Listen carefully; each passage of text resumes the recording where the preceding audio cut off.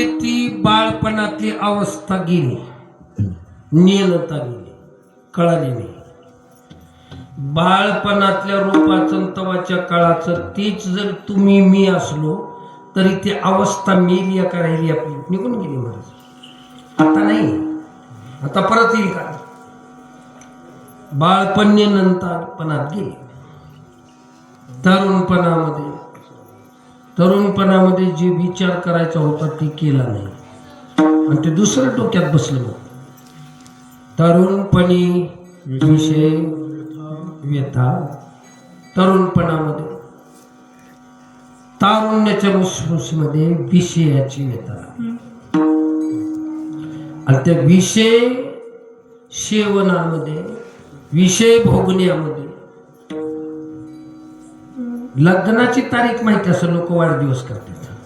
आणि ते तारुण्य जाऊन दाता कवा पडली ह्याचं काही तारीख आहे का? म्हणून म्हातारपण कवा आलं ह्याच्यावर काही तुमच्याकडे आहे का?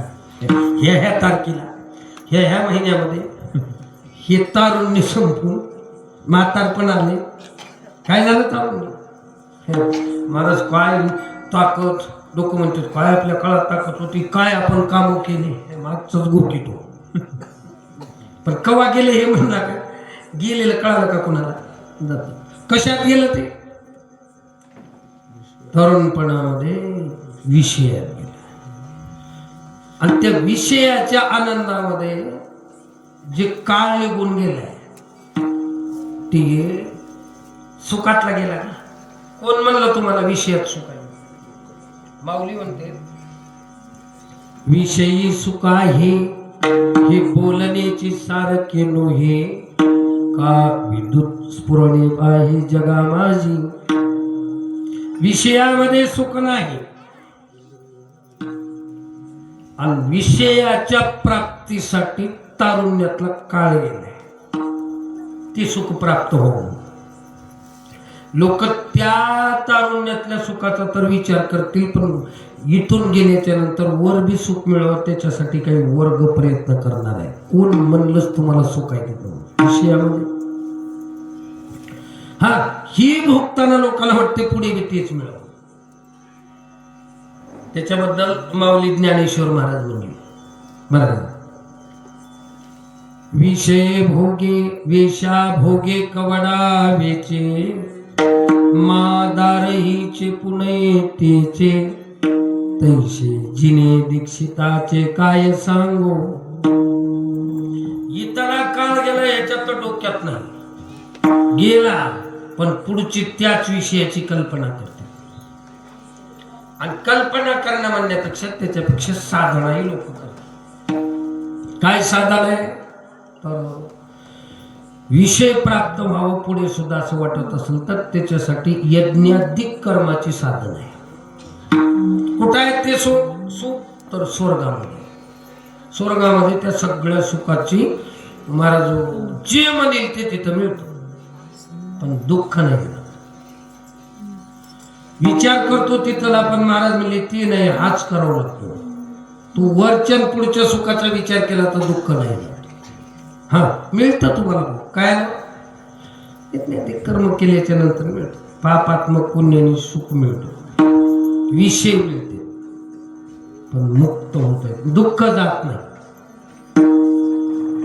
अशा यज्ञाधिक कर्माची साधना करून विषयाची तृप्ती करते.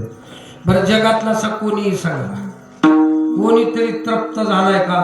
विषय सेवोनी कोण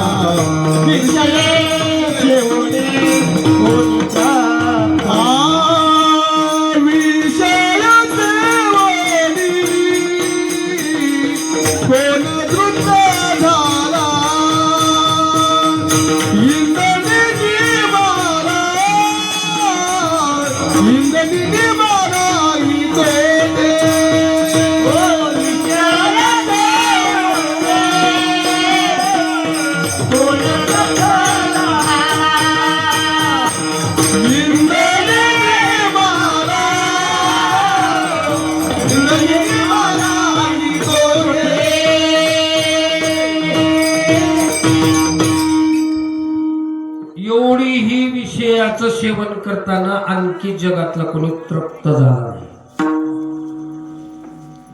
इंधनानं कुठं अग्नी विजतो का? नाही म्हणत.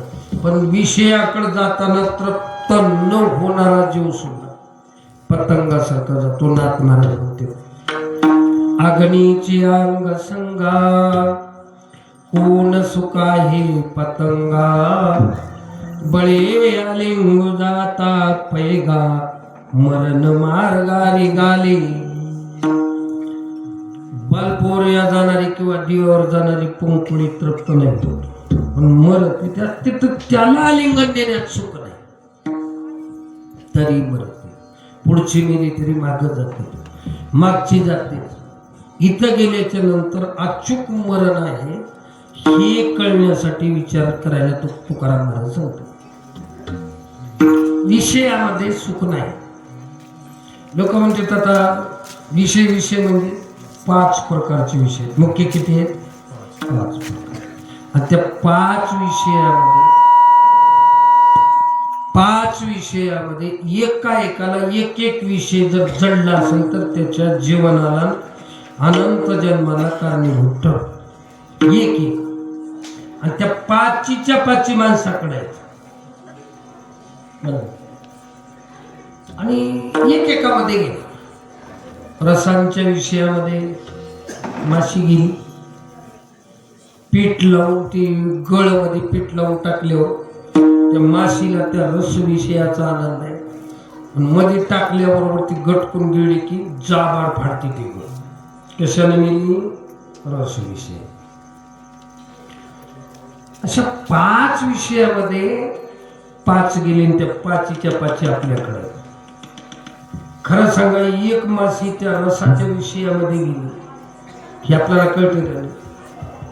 कळलं. मान्यतेत नाही लोकांच्या, पण कळत. मग आपल्या जीबीला काय काय आवडते याचा विचार करावा. बाकीचे जाऊ दे. रस विषय तरी ताब्यात आहे का? आपली रचना तरी ताब्यात आहे.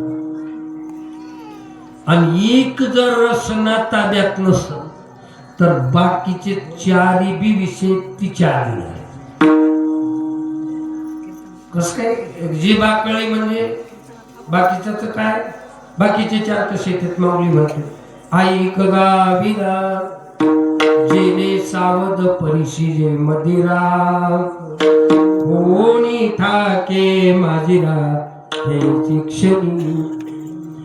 नाथ महाराज, जेने मुले मदिरा पिऊन ठाये तेने मध्ये नाचे गाय, देहवंत देह विसरून जाय, वस्त्राही नाही आठवण.